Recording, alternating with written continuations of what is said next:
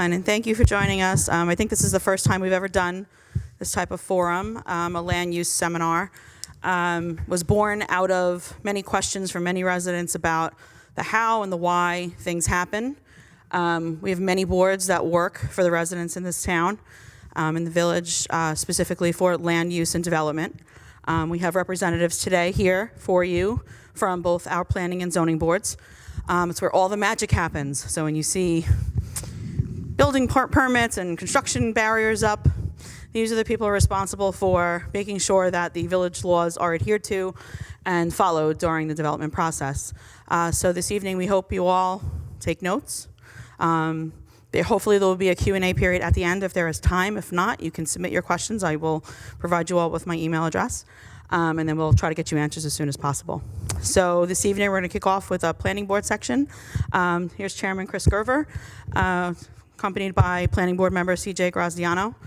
And then following the planning board segment, we will have a presentation from Zoning Board of Appeals Chair Craig Brady, accompanied by ZBA member Ed DeJesus. So thank you all. And Thank you. All right, good evening and welcome everybody. Just to preface, we will not be able to talk about specific projects going on in the village tonight. So what the goal here is, in my presentation, is to give everybody in this room an idea of how construction comes about, how projects come about, the processes that the applicants have to go through, that these two boards go through before shovels get put in the ground and permits get issued. So again, my name is Chris Gerver. I'm currently the chairman of the planning board. I was appointed to the planning board in 2018, and I've been serving as the chairperson since 2019. So how does the development process begin? This is the recipe for how everything happens here. So someone goes to the building department with an application. They want to put something in, goes into the building department. The building inspector does the initial review. He's going to take a look at it and say, okay, I can issue a permit for it. Nope. Based on the severity of this project or what you're looking to do, you either need to go in front of my board, the planning board, or you're going to need to go to the zoning board. So if a special review isn't needed, pools, sheds, decks, solar panels, fences, just some examples.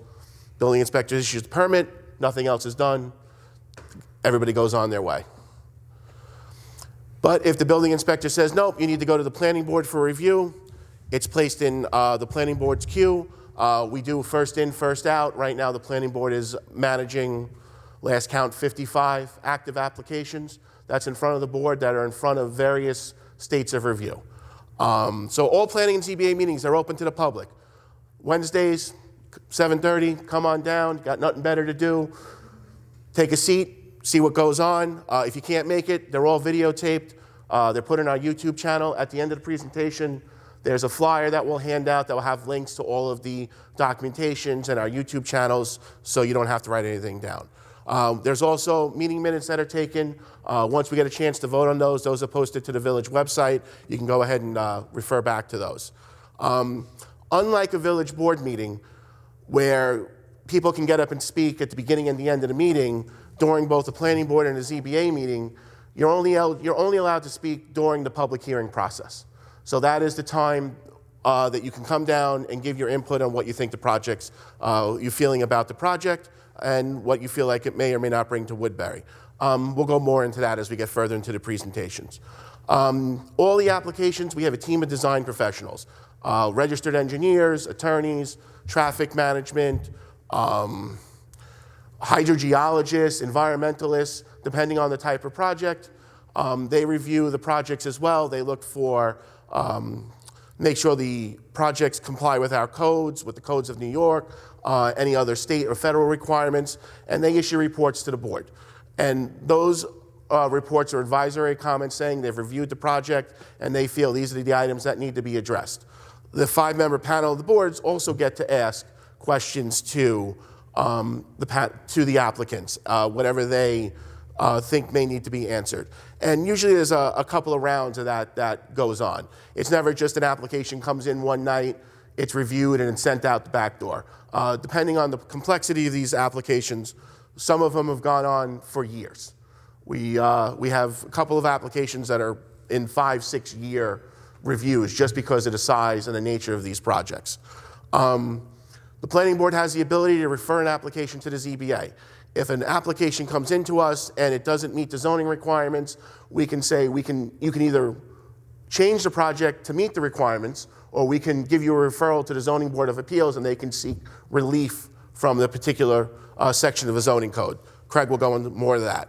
And again, the planning board members have opportunities to ask questions of both the applicants and the applicant's design professionals. So the planning board really has two powers. We have an advisory and a regulatory power. So our advisory powers come from either state statute or local government or a local governing board. In this case, it would be the village board by way of code or local laws being passed. So the planning board can offer advice on a number of items. The comprehensive plan or amendments to that plan, land use regulations, land use studies, maps, and reports, proposed actions by other boards. So proposed action by other board, if the village board is looking to update the zoning code, those changes would get referred to us. We'd have a chance to comment on them, give the village board our feedback. That gets sent back to the village board, and they can incorporate our concerns or our potential changes into it. The comprehensive plan, we're going to go into that a little bit more, but again, it's an advisory. We can talk about it, we can make recommendations to it, but we can't actually change that. So again, like I said, we can recommend changes to local zoning code or propose new zoning code. So if we see applications coming into us and we see applications are getting hung up because there's ambiguity in the code or the code is too restrictive or not restrictive enough, we can issue a memo to the village board saying, hey, this section of the code needs to be revised, and these are the revisions you think you should make to it. And they can take that under advisement. They don't have any obligation to act on it, but they could if they wanted to.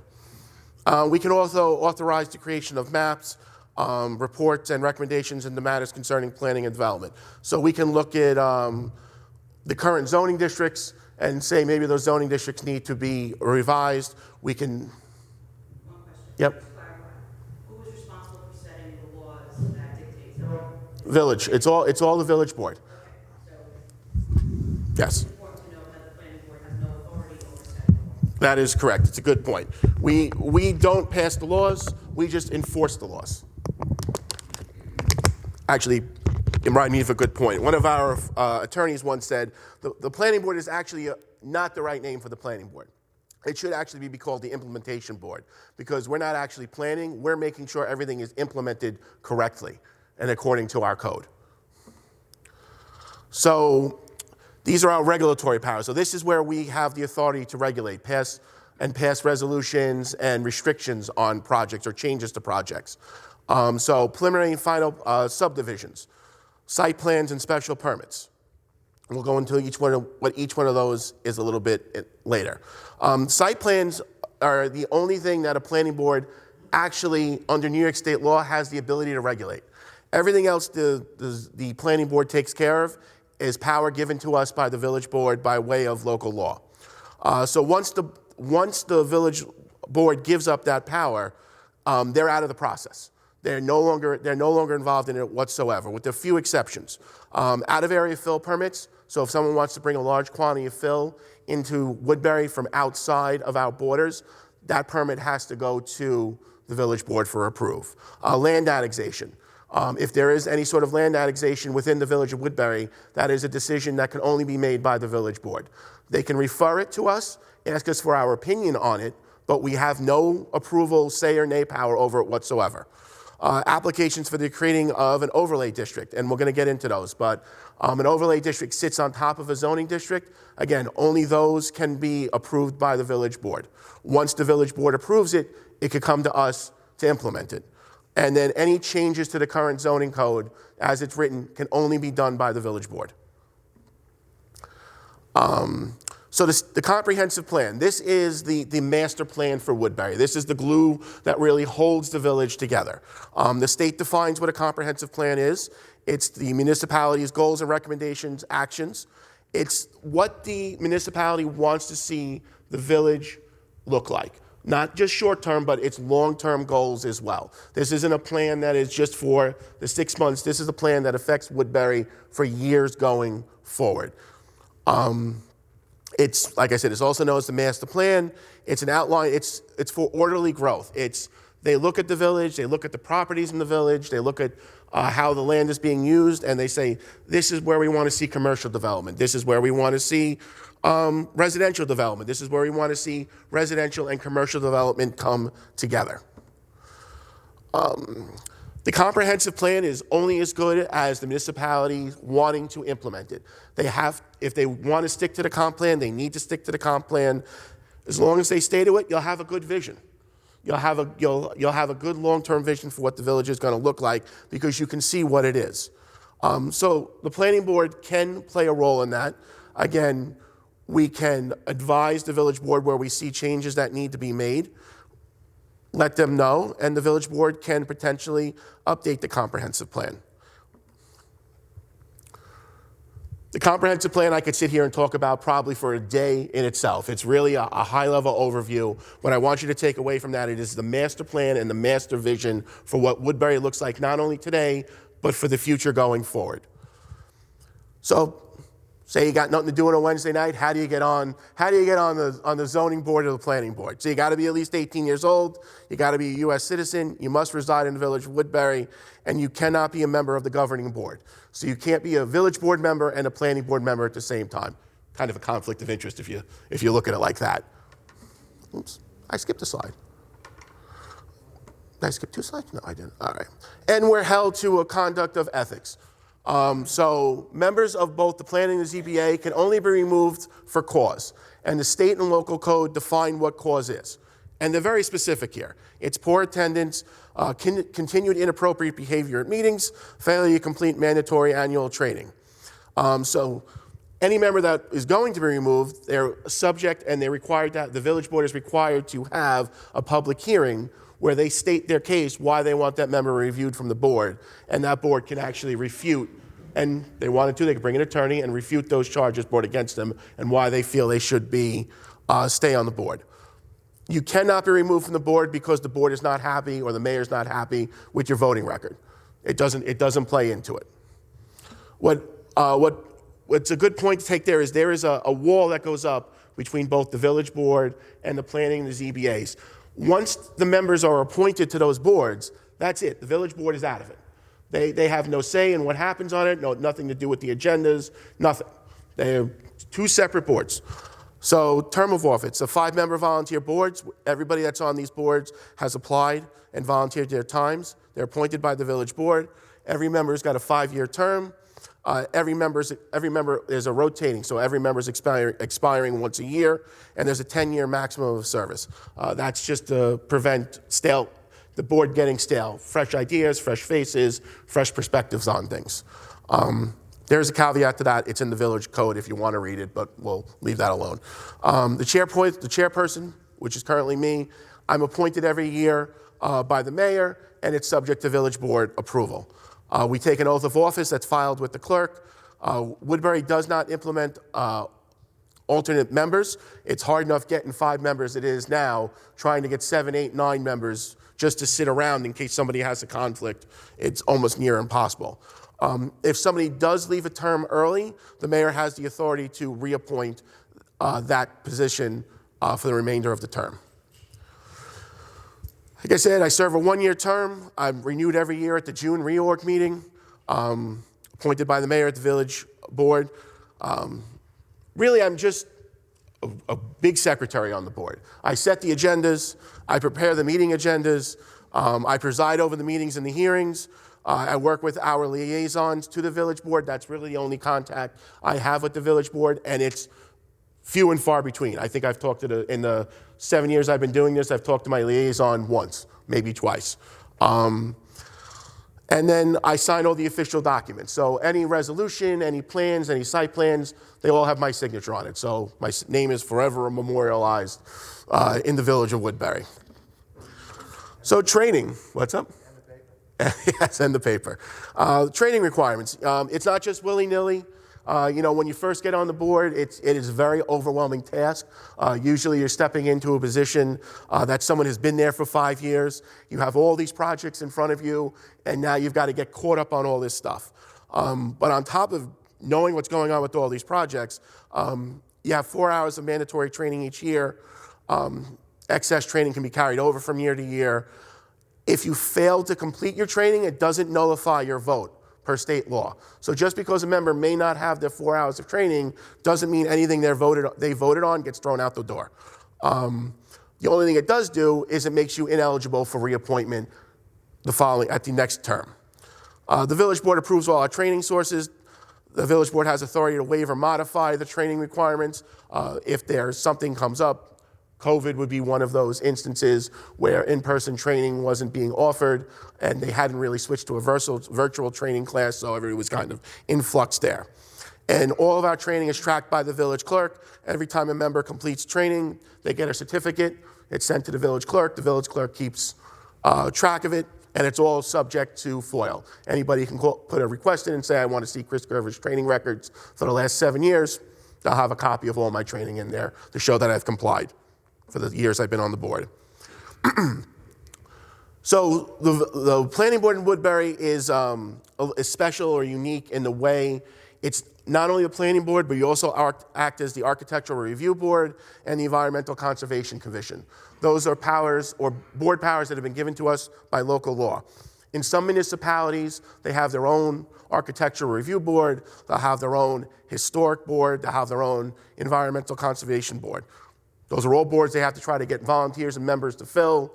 In this case, the village said, it makes sense, we'll just put it all with the one board, so we handle all of those responsibilities. ARB, Architecture Review Board. This is probably, next to site plans, one of the most applications that we see right now. And it's one of the things that actually requires a lot of time. So in reviewing subdivisions, plan unit developments, multiple family dwellings, site plans, special permits, and all other applications needing architecture review board approval, the planning board shall require the developer or owner of project to submit its plans for development for the land including. So what does that mean? So someone wants to put a housing development in. Not only are they going to come in and say, these are where we want to put all the houses, these are the size of all the houses, they now got to come in to tell us, these are what the houses are going to look like. These are the color of the houses. These are the amount of bedrooms that are going to be in the houses. So all of the outside architectural features of those homes are given to us to look at before they're approved. People aren't just given a vacant lot and say, go build whatever you want to build. And what they do typically is they'll have 4 or 5 models, sometimes a couple of alternatives, and then when those projects get approved, people that buy a lot, they can pick one of those approved models. If they pick an approved model, they can go ahead and get a building permit and build their home. Now, sorry, let's get a drink.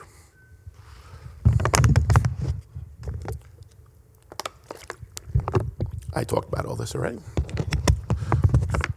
So what happens if you buy a home or somebody wants to build a home in one of these subdivisions that already has a pre-approved plan and they want to make a change to it? Well, in that case, if it's a plan or a home that doesn't match one of the pre-approved plans, they actually have to come back in for ARB. And they have to come in and we have to re-review that project or that home to make sure it's going to fit in with the character of the neighborhood.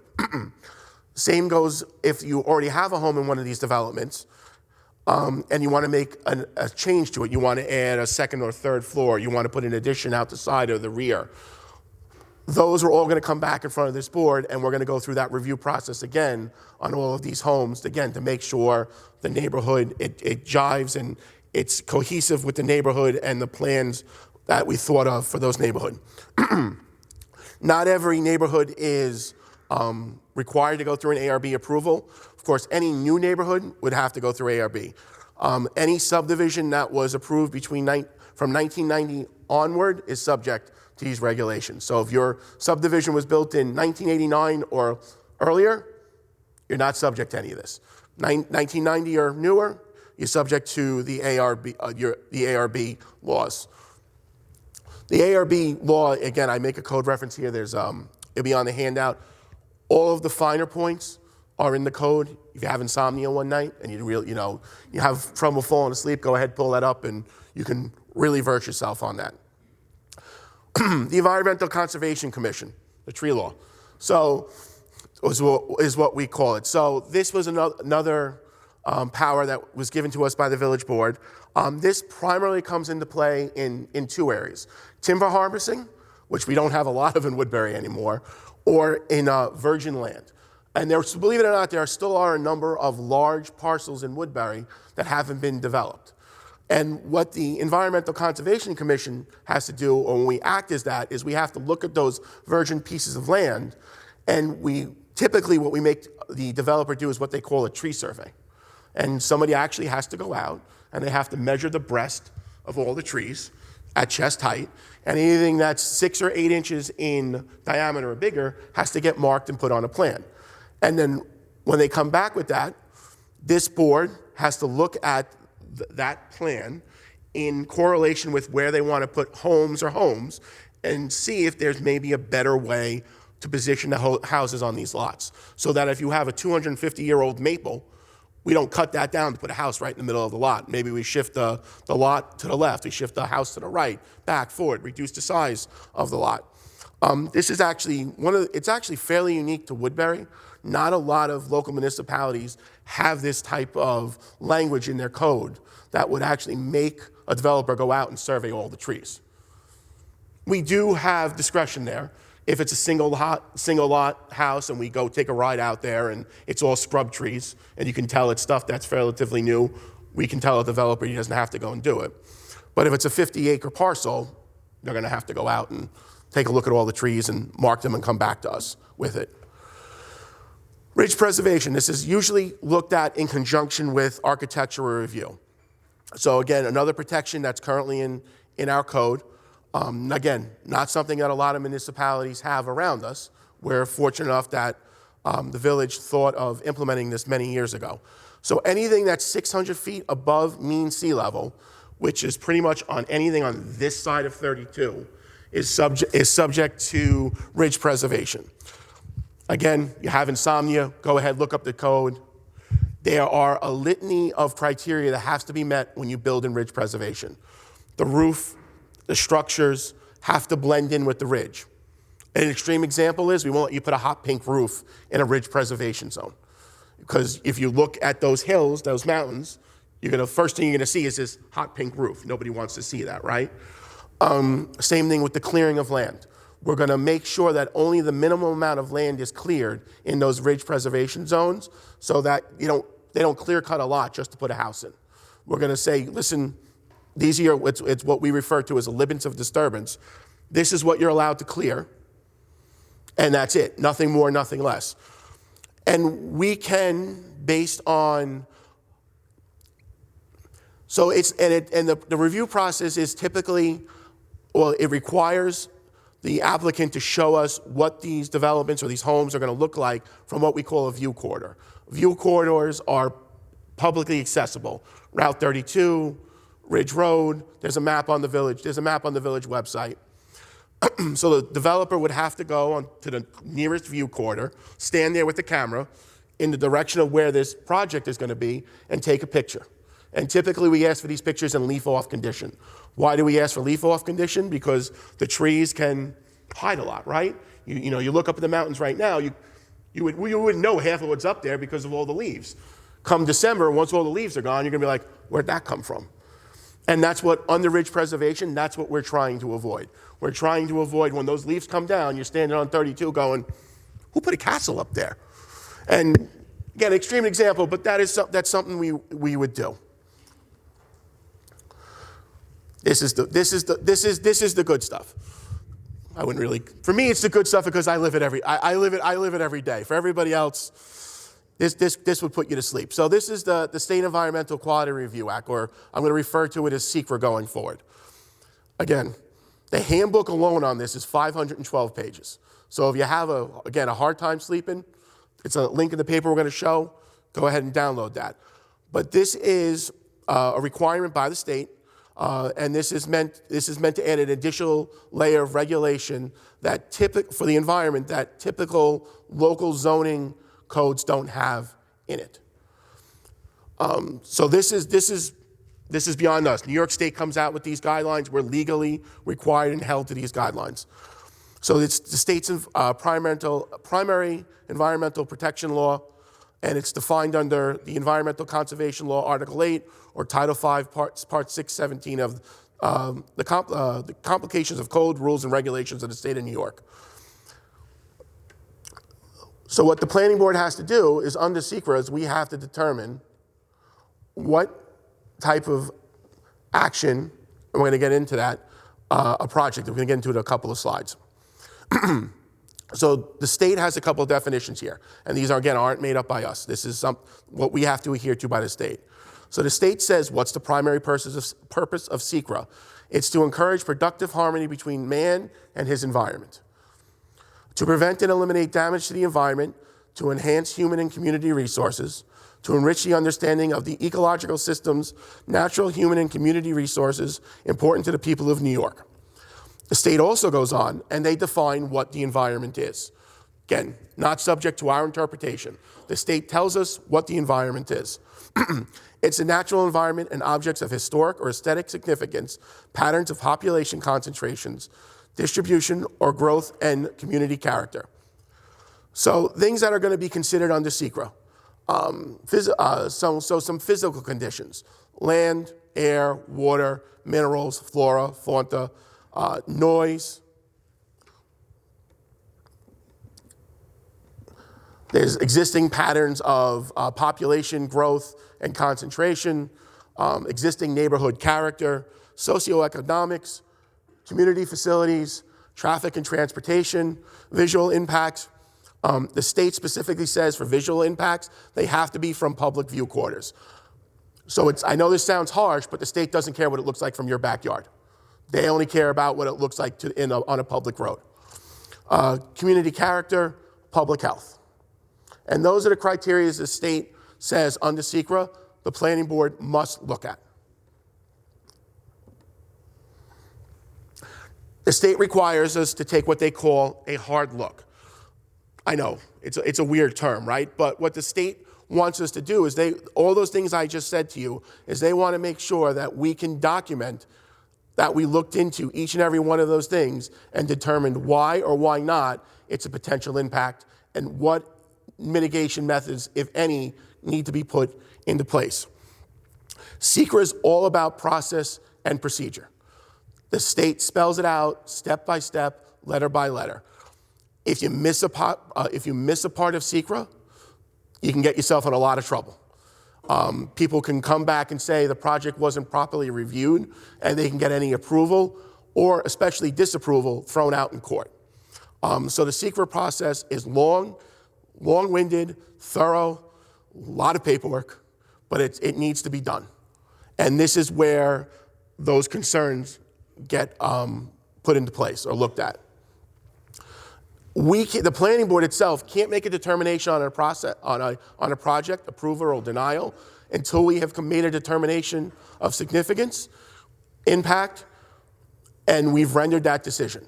So until SECRA is done, a project just stays. So if SECRA takes a month, 2 months, 3 months, in some of these larger projects, 2 years, the project just sits there waiting for this process to go. And there's a lot that goes into this process. We're talking traffic studies, wetland studies, studies by environmental engineers. And this is all at the cost of the applicant. This is not the cost of the village. The applicant bears all this cost. And their representatives have to go out and prepare all this data. It comes back to the planning board. Our consultants review it all. We review it all. A lot of times there's questions and comments and concerns, and you'll go through another round, and they'll come back again.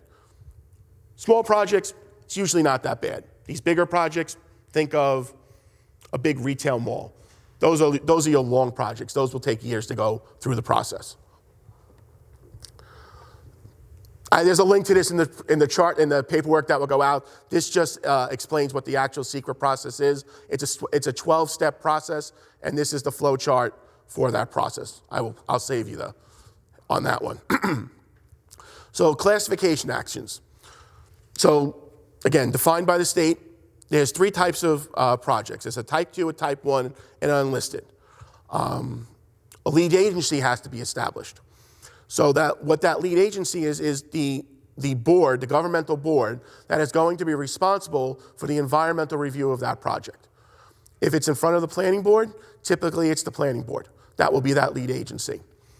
But there is a process when we send out lead agency status and say, hey, listen, we've got this project in front of us, we're going to be the lead agency. Another governmental agency could fight us for that status. It happens very rarely. It's a very hard thing to get overturned. As most people know, New York State is a home rule state, so they like to leave those decision processes with the local governing body. But there is a chance that another governing body could say, no, we don't think you're equipped to review this project, we're going to take it from you.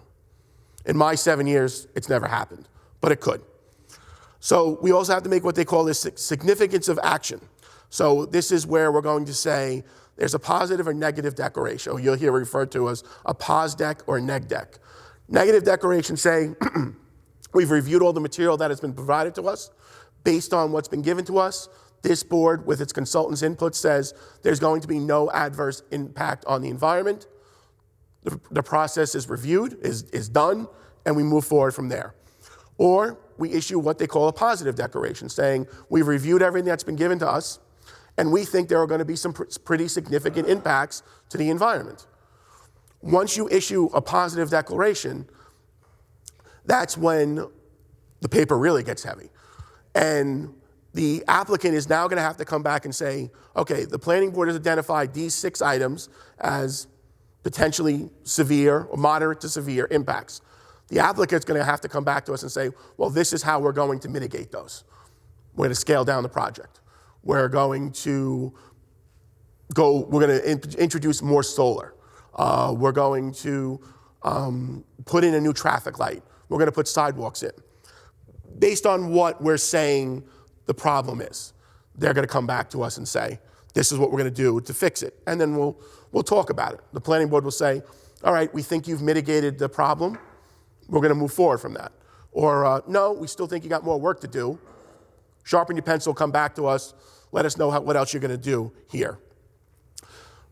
Environmental impact statement.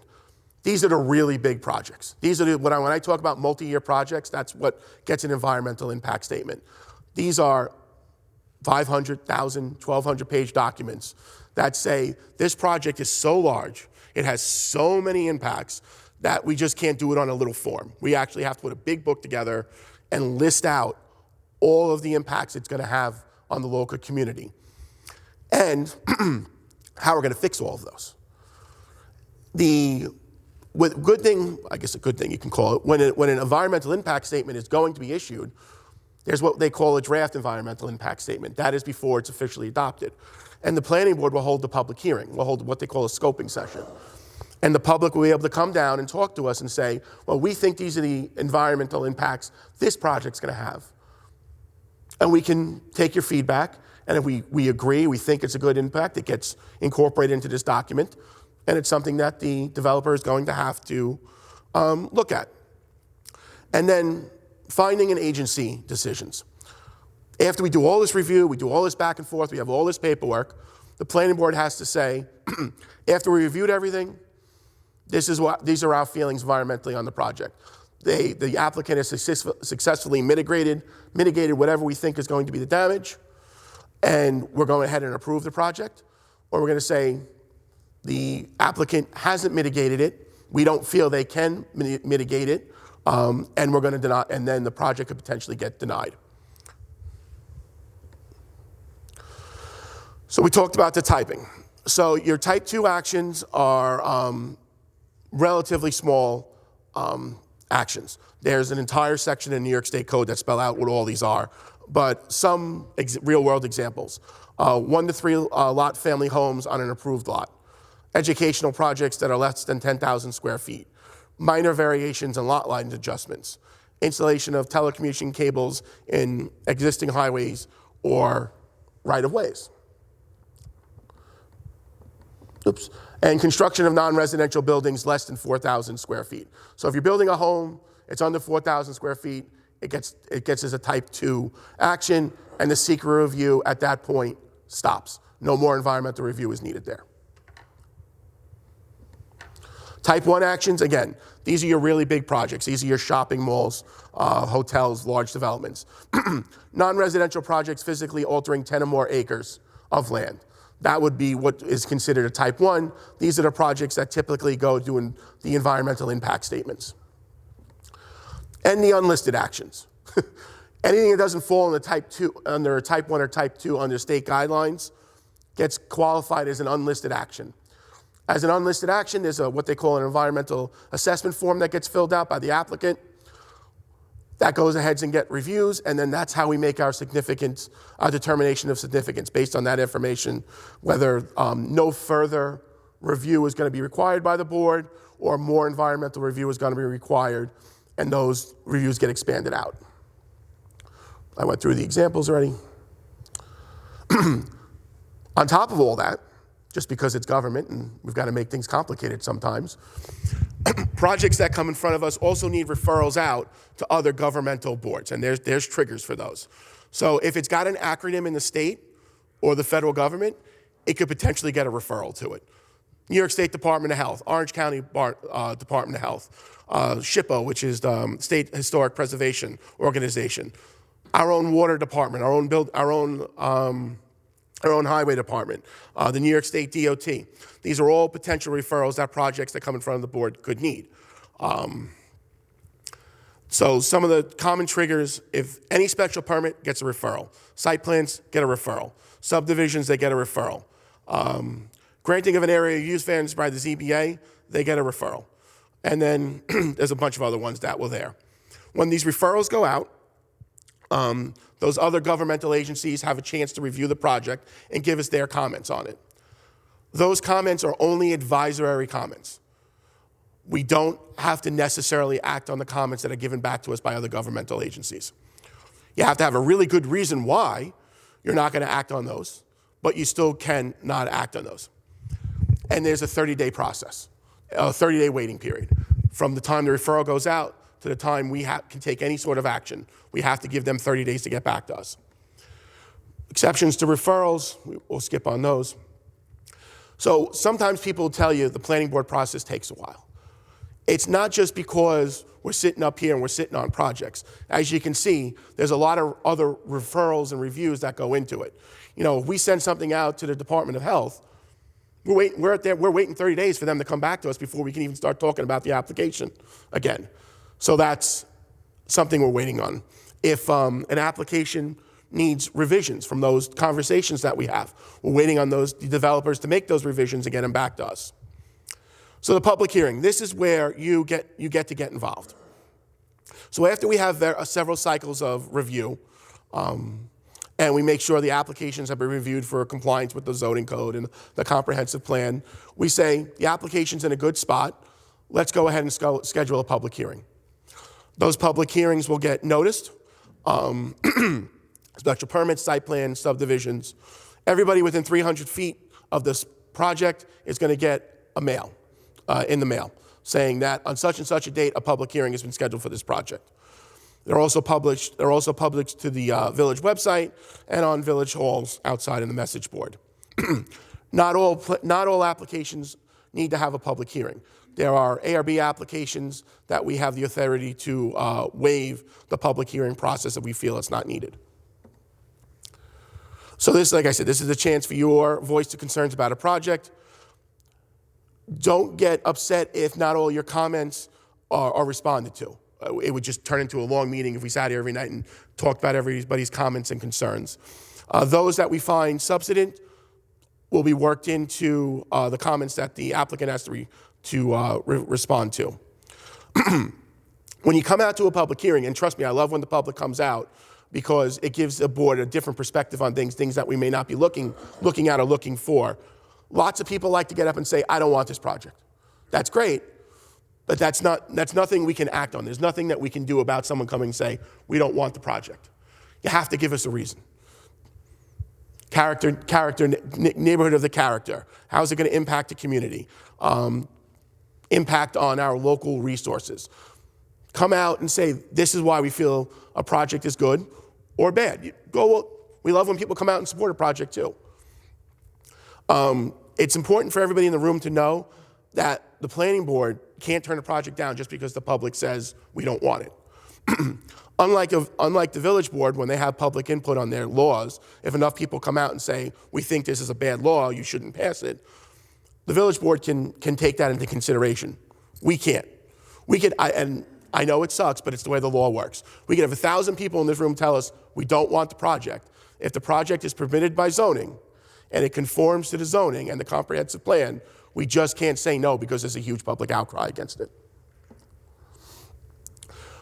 Once we have a public hearing, this is where the shot clock starts for the planning board. We have 62 days from the close of that public hearing to take action on an application.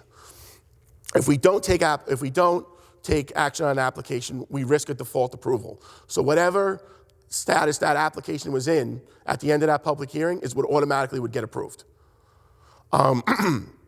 That window can be extended on being mutually agreed upon between the planning board and the applicant. Typically what the planning board will do is we'll close the in-person public hearing, but we'll leave public comment open for written comments. Typically a period of 7 to 14 business days. You can email the building department, hey, listen, I've got these comments on this project. Go ahead and email them, and we'll take a look at them. I'm wrapping up here. So a couple of other protections that the village board has voted on and given to the planning board, tools in the toolbox. And this one's recently new. This is the Water Quality Protection Overlay District. So this is an overlay district, sits on top of all the other zoning districts in Woodbury. I know it is, I'm trying to make it as simple as possible. So there are very specific development requirements in the water quality protection overlay. So there's a 100-foot buffer and there's a 50-foot buffer, a 50-foot riparian zone. Only certain activities can take part in those two zones. Again, they're spelled out in section 31031.4 if you really want to read about them. They can be overwritten by the ZBA and the building inspector. So if someone is not in favor of something that's going on there, they could seek relief from the ZBA, or the building inspector can say, no, they're allowed to do that in those particular zones. The entire point of this overlay is to protect the drinking water in Woodbury. All of the water bodies that are protected by this feed into the aquifers at some point. So even though they may be a little stream or a little tributary, at some point they feed into a larger water source that recharges our aquifer. That's why these are very important protections. I'll go religious uses. Hot topic. These are applying. So religious uses, houses of worship, religious schools, allowed in any zoning district in Woodbury by special permit. So anybody that wants to put a house of worship or a religious school in any of our zoning districts, they're allowed to, but it's going to be by special permit only. They would have to come in front of the planning board to get that approval. These uses are actually regulated by the federal government, our LUPA. So it's the Religious Land Use and Institutional Persons Act. So this is another layer of protections on top of religious uses that's saying a governmental body can't make zoning so restrictive that you can't practice your religion freely in any of the zoning districts. Religious uses, they can get waivers to specific codes, specific portions of our code. Parking, setback, lot coverage. The onus is on them. They have to come in front of the planning board and say, we don't need this many parking spots for whatever reason. Or we don't need, our building needs to be this big because it has to accommodate a certain amount of people because of restrictions on how they can get there. But again, that onus is on the applicant. They come to us and we'll review it of whether or not they can grant a waiver. If they can't get a waiver, just like every other applicant, they can go to the ZBA and get relief under the ZBA as well from the zoning code. So this fun map here, it shows up really bad on the screen. This is the zoning map for Woodbury. It's available on both the Orange County website and the village's website. There's a link in the documents that will be going out. So this spells out all the various zoning districts within the village of Woodbury. This is your R1A, R2A, R3A. Those are your residential zoning districts, 1 acre, 2 acre, and 3 acre. So those are going to tell you what size lots you have to build residential houses in those neighborhoods. They also talk about the commercial zones, industrial zones, what kind of businesses are permitted in those zones, and the requirements to put businesses in those zones. This is the water quality protection overlay that I talked about. There's a better image on the website, but each one of those red and blue lines represent a water body that is protected by this overlay district. This is an example of a hotel overlay district. This is where hotels are allowed in a specific area. So an overlay district can go across multiple zoning districts. So zoning districts are specific to a set area. So, and then you take an overlay, put it on top. So you could have an R1A and an R2A zoning district, but also allow hotels because the overlay is on top of that zoning district. This is where it gets a little confusing, but it's a layer on top of a zoning district. And this is an example of a bulk table. There are 15 or 16 in our code. This spells out for each zoning district what uses are allowed there, what uses are allowed by permit, what uses are allowed by special permit or site plan approval, size lots, coverage, setbacks, and any other requirements that are needed to build in those districts. And there's one for every zoning district in the municipality. So there's one for all the residential, there's one for all the commercial, and then the overlay districts all have their own bulk tables requirements. And there's even one for signage. So if you want to put a sign up in Woodbury, there's a bulk table that spells out what you can do there as well. That's my spiel. Questions at the end? Okay. I'll turn it over to Chairman Brady.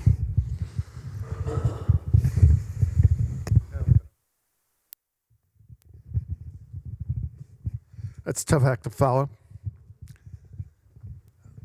I probably will not be anywhere near as long Thanks. because I have less to cover. Thanks for coming, everybody. Appreciate it. I brought my iPad as well. So we've already talked about what zoning is because the planning board has to deal with whether or not a project that's approved or proposed fits in the zoning. So it's all there. We've done that. So there's specific things related to zoning that we deal with. Use, what's allowed in each district. So if you wanted to put up a hotel in an R1 zone, which is residential 1 acre zoning, you can't do it. That's not a permitted use in that district. Density is basically what we just talked about in terms of 1 acre, 2 acre, 3 acre zoning. How much land do you need within that district to be able to build? This is where, again, it gets tricky because there are parcels that existed for forever that aren't 3 acres that are in the 3 acre zone. But you can't prohibit someone from building on that lot because it's not 3 acres. This is where you get into what's called pre-existing non-conforming situations. Typically, they still come to us as a ZBA to get a variance from the 3 acre zoning, usually in terms of setbacks and things like that, but you still can't prohibit the use out of hand, if you will. The last is siting. Zoning regulates where on a parcel the primary and accessory structures are. So setbacks, side yard, front yard, rear yard, how tall the building can be, those are basically your siting activities. What is the Zoning Board of Appeals? If you really want to think about it, we are a 5-member Court of Appeals, just like the New York State Court of Appeals. So we're a gap, if you will, that we fill a gap between people that don't agree with certain things, whether it's a zoning decision made by the building inspector, the code enforcement officer, or the planning board, or if we've got a referral, and we get to kind of come together as a group, as 5 individual judges, if you want to think of it, and look at the material and render a decision on that. Now, if people don't agree with our decision, they still have the recourse to go to the State Court of Appeals, which sometimes happens. I think I basically covered that. So there's 2 specific things that we do, which is there's 2 types of variances that New York State law says you need to deal with: use variances and area variances. Area are those things I talked about with lot sizes, setbacks, height, things like that. Use variances are when you want to do something in a particular zoning district that's not permitted. So if you wanted to open up a car repair garage in a 1-acre zone district, R1, that's a prohibited use. You'd need to come to us for a use variance. How you treat those variances and the factors that go into approving them are different. And we'll get into that in a second. I think that covers that one. Pretty much the same as the planning board, 5 members. I'm appointed annually, subject to the approval of the village board. The 5 members are also appointed by the mayor, also subject to approval by the board. We serve 5-year terms. It's the same as the planning board, so I won't dwell on that. So permits. If the building inspector says, no, I'm not signing this building permit that you want for, let's say, a fence, because you don't meet the requirements. You want to put up an 8-foot fence, and our code says 4 foot. That you would then come to us and say, here's why I need an 8-foot fence, essentially. So that's an area variance. But the other thing could be a situation where the building inspector looks at the code and says, no, you can't do this. And the applicant says, but I look at that differently. So they can come to us for an interpretation of the building inspector's decision. Doesn't happen very often, but it does happen.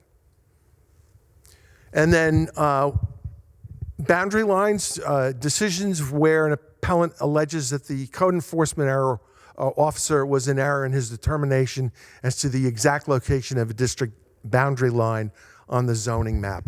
I've never seen one of those. It's in the state law. It's something we're required to do. It could happen, but I've never seen it.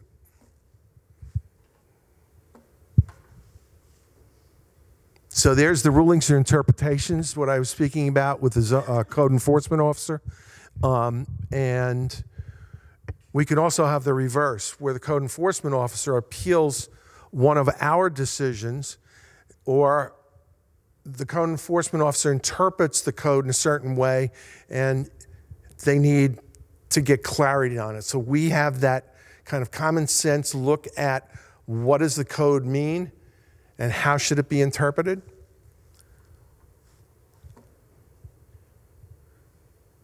And I think I talked about this. So basically the same thing. We cannot grant a use variances without showing, and I'm going to go into this in a little bit more detail than this slide does. So let me see what's here. Training requirements are the same. So I'm going to skip off, and it's not really on these slides. You'll hear us talk about, if you've watched any of the zoning board meetings, that we have to consider 5 factors when it comes down to anyone looking for an area variance.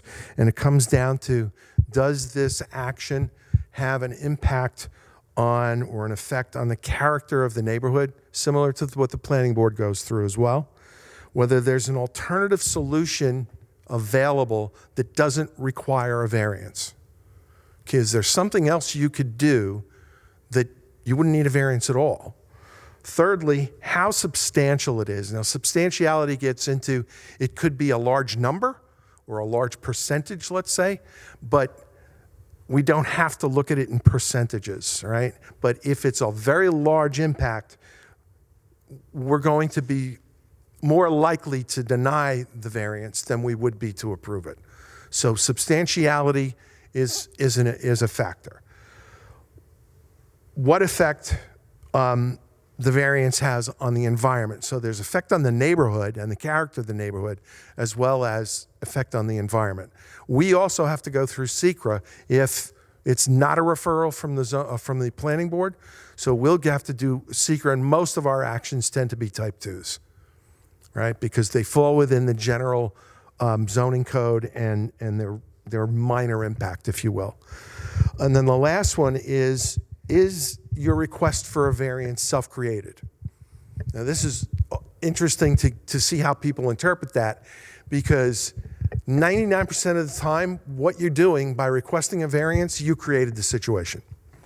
I want to put up an 8-foot fence, but I need an 8-foot fence because of A, B, C, D, E, F, G.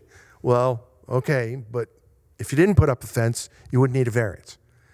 Is there an alternative to putting up a fence? So things like that. Most of the time, these variances end up being self-created. So that's area variances.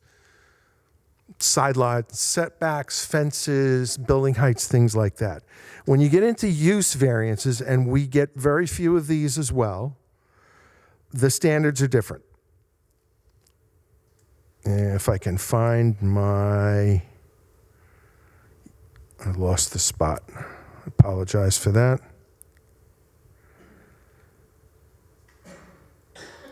Use variances have 4 factors. Unlike an area variance where we could disagree with the applicant and say that something is substantial, but we can still grant the variance. So it's 50% of a side yard setback. You need 30 feet, you only have 15. That's 50%. That's fairly substantial.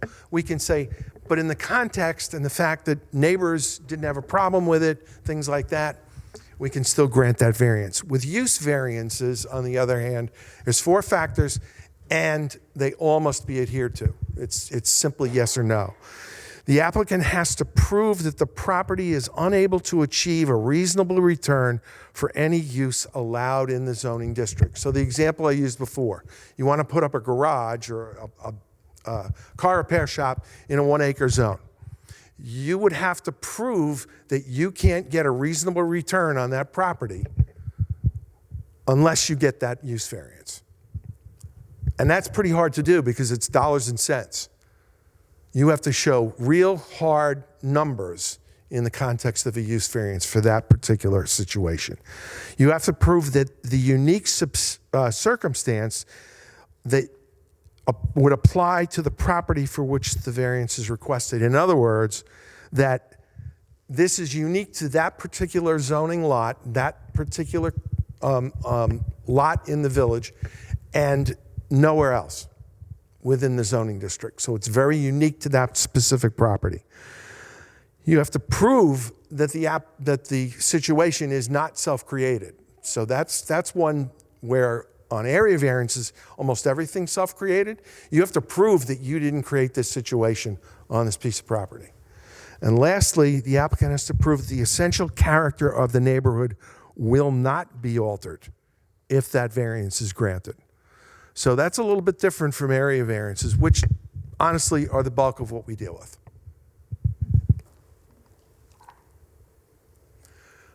Training's the same as the planning board. I won't belabor that. We just talked about interpretations and that.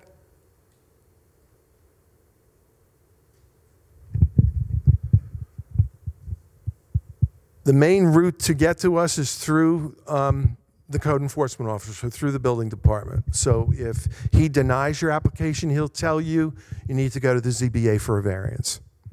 That's usually what would occur. The second would be reference or referrals from the planning board. And we can also get direct applications from, for example, a developer that wants to do something. They can come to us directly. Direct appeal from the applicant.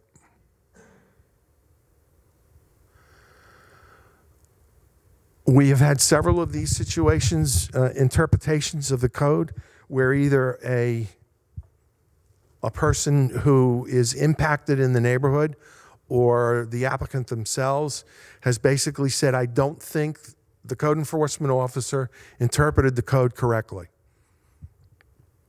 So he said that person can do that on that piece of property. I think he's wrong. They can file an appeal with the Zoning Board of Appeals to say that should be looked at. And then we can turn around and say, we agree, and render a decision to the code enforcement officer to go back and look at it, or can say, no, we agree with the code enforcement officer. His interpretation of the code was correct. A lot of this is trying to look at the language of the actual zoning code and then applying common sense to it, which, as I've always said, common sense should be called uncommon sense because it's few and far between. It's not that easy all the time. That pretty much covers that slide, I believe. I don't know that we've had too many issues how to measure things. Those tend to be pretty straightforward, at least in Woodbury. More often, it's definitions of terms which get into the vagaries and the places where you need to do interpretation. So what do we base our decisions on? Each circumstance is unique and different. There's no, you did it for one property over there on the other side of town 10 years ago, so you have to do it here. We do look at that, and it is, the precedents do get considered, but each circumstance is unique, and the code is applied uniquely to that particular lot. We don't necessarily say everything's the same and therefore this is done as precedent. We also try to look at what did the governing board, which is in this case the village board, mean when adopting these regulations, when they adopted the code. Now, this gets to be tough here because most of the code came from the town of Woodbury before the village was formed. So it's just been carried forward, which makes sense. You can't rewrite code from scratch. But if we have them available, we'll look at minutes and recorded comments from the discussions. So when there's an overlay district that's been done, for example, and someone would come to us for a variance, we'll try to go back and look at what the decisions were and the discussions with the village board when they adopted that overlay district, just as an example that comes to mind. As I said, really, this is where it comes down to. The third type is ordinary meaning of the term. What does this mean in real life? What do most people think that X means? That can be a problem because you can have differences of opinion within the board members. So that gets to be interesting. Finally, with no other guidance, the board may accept testimony and use discussions of the board to arrive at a common sense interpretation. And that happens on occasion. We talked about area and use variances. We talked about the 5 factors for area variances. We talked about the 4 factors for use variances. So I basically did all this out of order. But it's important to note that for use variances, you have to meet all 4 factors that are applied there. We have public hearings on every variance that comes before us, and people are welcome to speak to this. Many times we will have an audience of just the applicants.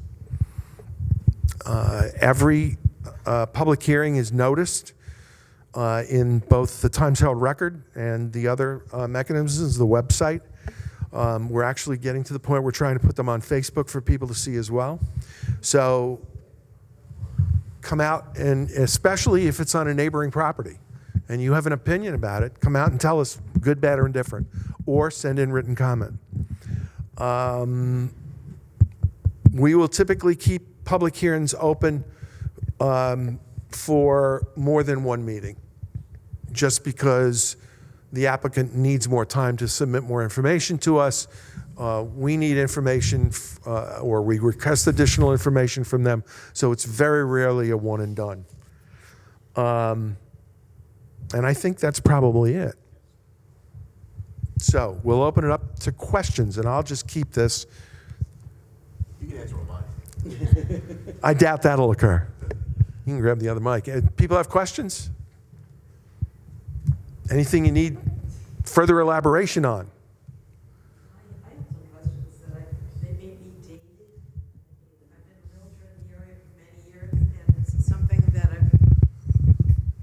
a couple of things that I've wondered about over the years. I remember dealing with these things going back over 20 years ago, and I was told that in Woodbury, it's almost impossible to get the zoning changed from a single-family home to a multifamily home if it has been a single-family home for many years.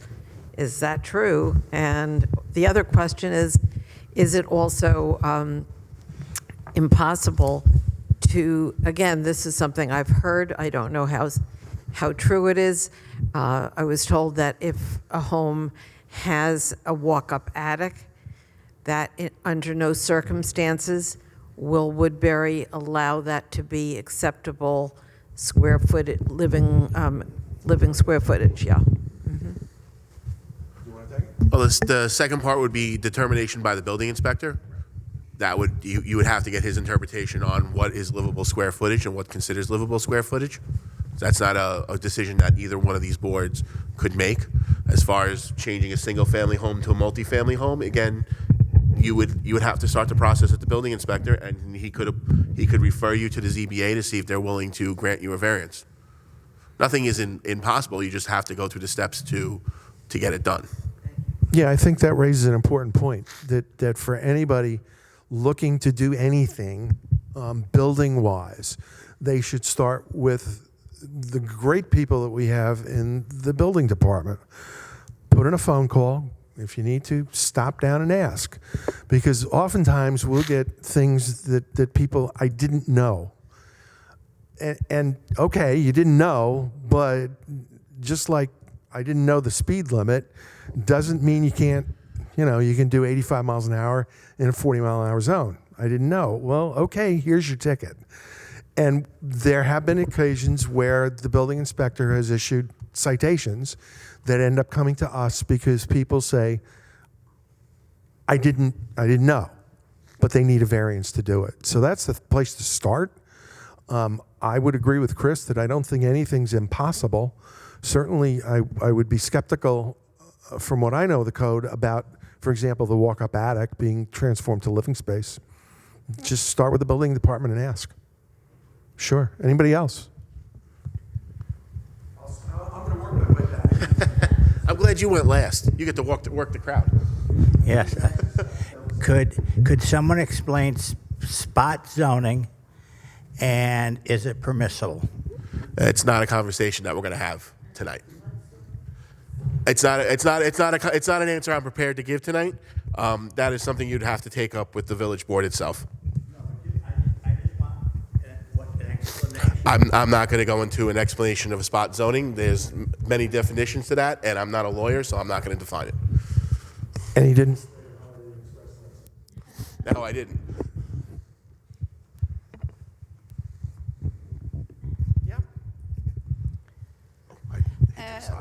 I really thank you so much for having this, you call it workshop or the presentation. So as you said, the more information we have how each entity function as the, living people who are living here, it helps us to work in a more better harmonious way. The question I have, you mentioned that many of the rules and regulations and how each department function was carried over from the town to the village, right? The basic code, the basic entire code book, which includes more than just zoning. I see. Certainly most of the code book was carried over from the town to the village. From the town to the village. If you think about it, it makes all the sense in the world rather than starting with a. Exactly. You Exactly. can't do that. Exactly. It would be impossible. And the town had a comprehensive plan too that was carried over to the. Was there any specific area that the zone, that the village made change in this carrying over of the, the rules and regulation from town to the village? I'm sure there were, but I couldn't give you specifics. You cannot give me the specific. The other question is the public hearing. What I heard from the planning, is part of the zoning board, part of the, once you want to do the whole process, public hearing should be part of it. Let me take that so everybody can hear. Public hearings are required both by the planning board, right, and the zoning board of appeals. The planning board, in the context, if there is a large application that requires SECRA, right, a detailed SECRA, so a type 1 action typically, requires a public hearing prior to the adoption of SECRA and then prior to site plan. Typically, what we'll do on those larger projects is we'll hold the public hearing for both site plan and SECRA at the same time. Because in order for SECRA to be completed correctly and completely, the site plan has to be in a condition where it's, I don't want to say finished, but 75, probably closer to 90% there. So we'll hold those public hearings on the same night together. And then the zoning board of appeals, we have public hearing for almost every action. Every applicant that comes before us, there's a public hearing. We have the exception in our code for ARB applications.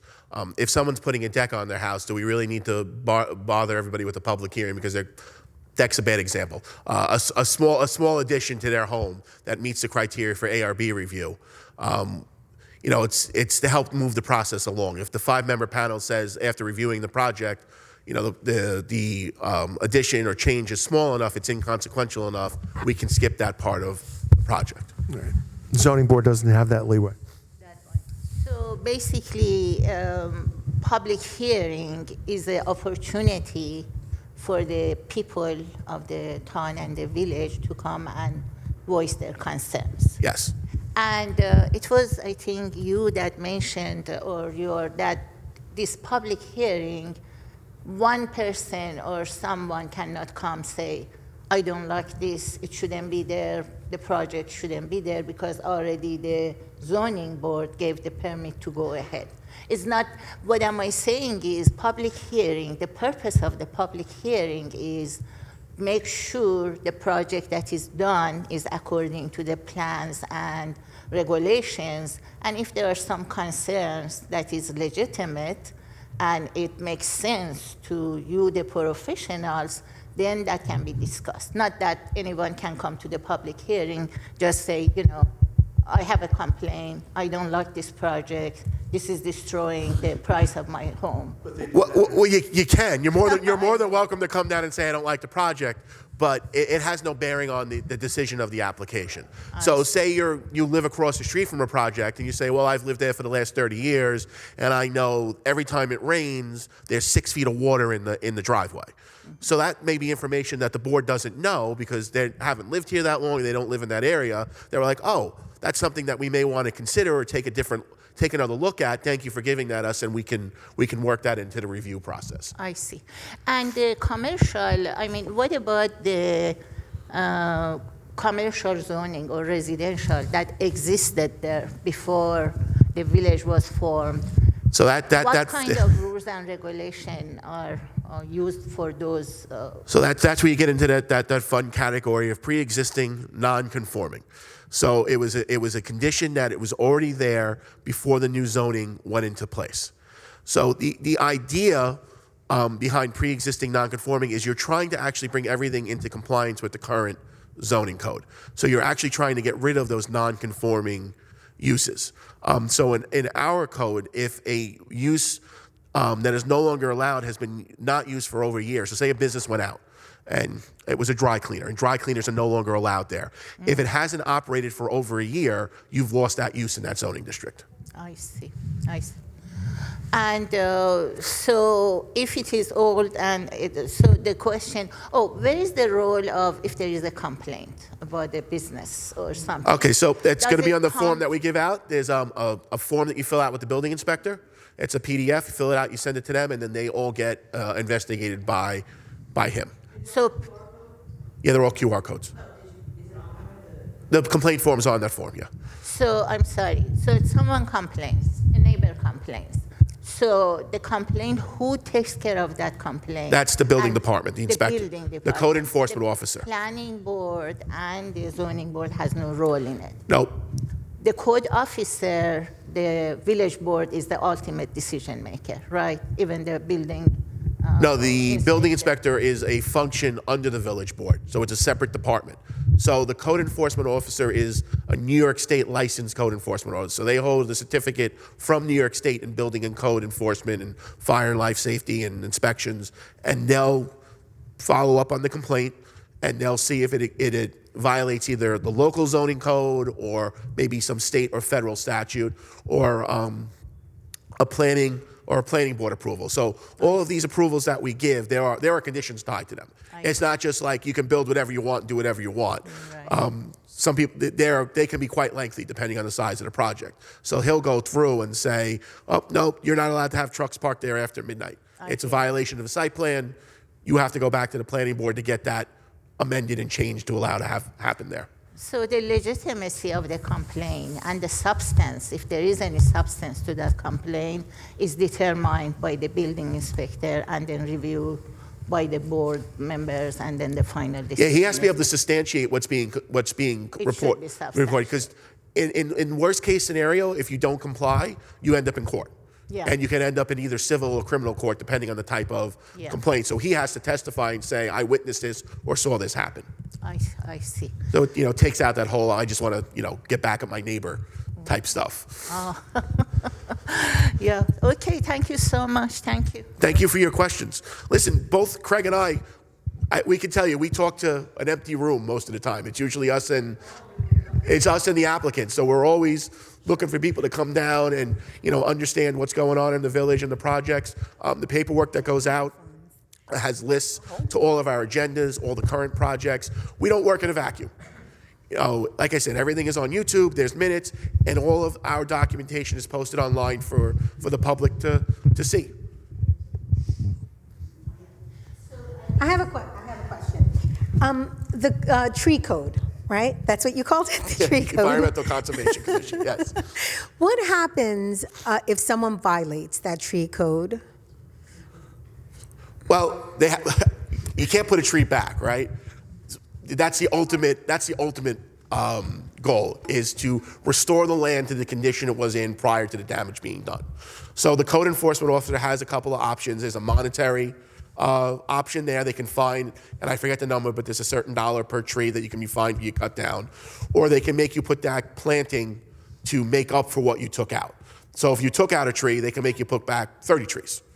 But that's determined by the code enforcement officer. And wait, there was another question.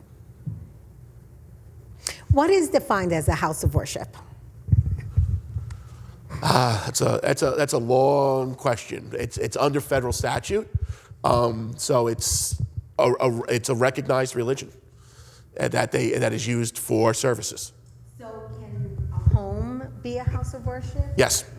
And is there anything that limits how many houses of worship, the same houses of worship, within a certain mile That is a radius? great question that's come up quite a few times, and under federal statute, there's not. And it would be illegal for the local government to put any sort of regulations around that, because you would be hindering a person's right to worship. So I think it was 1998-ish or so, that law was passed by the federal government, which kind of, I may be off by a year or two, but that really hindered the local government's ability to regulate those types of uses. segueing on that question, They could be. That's not. I guess if they apply with the tax assessor's office, if they could be tax exempt. They would have to apply. They would have to apply to the tax assessor's office. We wouldn't grant that as the planning or a ZBA. We have no say over that. That's taken up with the assessor's office. Yep. I'm sure you have records if you dug back, but maybe anecdotally at least, how many issues are brought before the zoning board, the planning board, that in total, how many get resolved and how many get denied, or is everything worked out? It seems like, if you do something wrong, just come get a variance. That's what it sounds like. Well, you can look at it's kind of a two different facet question, right? I'll let Craig answer for his board. For the planning board, our ultimate goal is to get the project to comply with the zoning regulations. So we're going to work with the applicant on that project to get it to comply to all the various regulations within our code, whether it's reducing side, reducing parking, reducing color, any one of those things that have to be done. Have we denied projects? Yeah, we've denied projects. They're few and far between, but we have denied projects. It's, on the planning board sense, it's very hard to say no to a project if it's permitted in zoning. And speaking for the ZBA, Let Craig answer for the ZBA. I would say, and Ed, I'll let you take that one. What's your thought? A lot of our cases are so immaterial that it's kind of hard to reject them, but we do reject them occasionally. So it's case-by-case basis. It's hard to give you any numbers, what percentage are rejected, which ones are accepted. Some cases, the applicant just pulls the applicant away, and it goes away, and then they accept whatever Yeah, we've had cases where the applicant, based on listening to the feedback that the board members have provided, have gone away saying, I'm going to withdraw this application. I don't want a variance because it doesn't look like I'm going to get one. But to Ed's point, by and large, the context of most of our applications tend to be relatively small in nature. So it's, I need relief from a 30-foot setback on the side yard. I only have 16 feet. So we'll tend to grant those, especially if there's no environmental impact because of hillsides or slopes or whatever that case may be there, and there's no negative comments from the neighbors. All right, if there's no feedback saying no, this is a bad idea because A, B, C, D, we would say that's a fairly minor variance, so we'll grant that. Most of ours tend to be granted in that context. And like I said, there aren't many use variances that we get. Those get much more stringent look. They have to. But with to Craig's point, with the ZBA, the public input is very critical. It's very important. Because if you watch a ZBA meeting, almost nobody shows up. So this is where the public can have a real effect on what's taking shape and going on in Woodbury. Come down and speak your mind. On the planning board side, what we've done in the last, with the work of the village board, is we've modified our code now that we're actually allowed to abandon applications. So in the last year, we've actually abandoned 14 applications. Those are applications that have just sat stagnant and they haven't gone anywhere. So instead of just letting them sit there in perpetuity, we tell the applicant, hey, listen, you got 30 days to get back to us. Either put a new application in, move the process along, or we're going to tell you your application's done with, and we abandon it, and they have to start from scratch if they want to again. So if they spent all these years working on a project, they're going to start from the start line again if they come back to us. I'll just add one comment. Last month, we had 4 items on our agenda. 3 of the applicants didn't appear. They simply didn't show up. That may have been some miscommunication somewhere along the line. The one person in the audience was the 4th applicant. That was it. It was one person, and it was a fence, and the board. And I think it was close to a world record, not quite, but it was like asking him his questions, what was the situation, blah, blah, blah. I think it took 21 minutes. That's unusual. Usually we go on for a fair amount, but but there were 4, and that was it. So the one thing I did forget, there's one special permit that the Zoning Board of Appeals is allowed to provide, and that's what's called mother-daughter, so accessory apartments within. We issue mother-daughter permits, and the applicant fills out a form, goes to the building department, and they come to us, and there are certain rules and regulations in the code, and typically those are fairly easy, but that's the one special permit that we have. You know, I didn't want to bring up this question because I know we're here for an overview, but when you talk about mother-daughter, that's a good idea. I've seen a lot of homes that I've been in 50 years. A lot of homes have been homes for 50 years. And when others moved in, they were, some daughters, relatives, some people in a nephew or something. And now I see houses that are used by many, many people, many different ethnicities in the same house. Probably you couldn't park the cars off the streets if you wanted to in a snowstorm or whatever. What's going on in lots and lots of locations? That's a story. So it's see something, say something. If you see something like that, you have to report it to the building inspector. He's the only one that can do something about it, and the process takes a while. It is not something that you report and 5 days later it's going to be corrected. Based on the severity of the type of violation, they could have 14, 30, 45, 90 days to come in compliance. There are plenty of people that just ignore the violation, and then you have to have them served, and you have to end up in court, and then they'll postpone their court trial, and all while this is happening, they get to continue on doing what they're doing. Unfortunately, it's the court system in New York, and it's the way the legal system in New York works. Nothing is quick.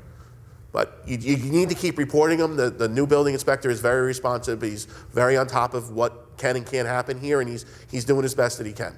But if he doesn't know about it, he can't do anything about it. Just to follow up on that, if that would be considered a complaint form, you have to get a complaint form. You have to put all the information. You have to give your name to the building inspector. I do it all the time. People don't realize that.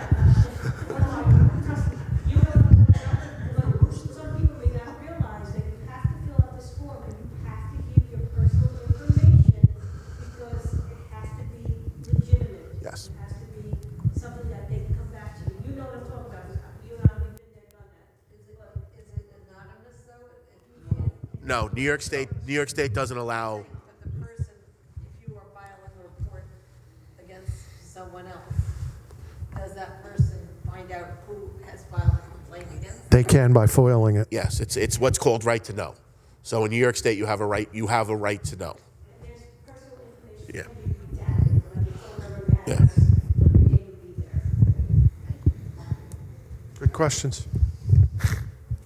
Anything else? I think Maria had. I have one. If a house is granted a mother-daughter situation, how long does it stay a mother-daughter? So that Sold, does it revert back to a single family? absolutely yes.